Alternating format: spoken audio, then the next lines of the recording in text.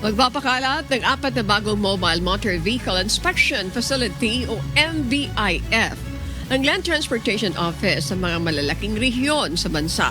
Ang Mobile MVIF ay isang malaking equipment na gagamitin ng LTO para masuri ang mga ilaw, gulong at tambutso ng isang sasakyan.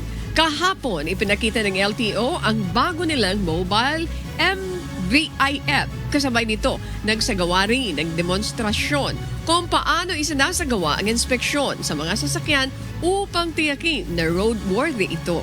Layo ng hakbang na tiyaking maayos sa mga pampublikong transportasyon, lalo at sunod-sunod ang mga naitatalang aksidente sa nakalipas. Pero tayong unang 4 na parating. Yan ang una, may 3 pa.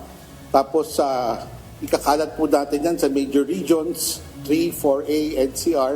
At kung maganda ang magiging resulta po nito, handa po tayong paramihin to para mas lalo natin ma-inspeksyon na mabuti ang ating mga sasakyan.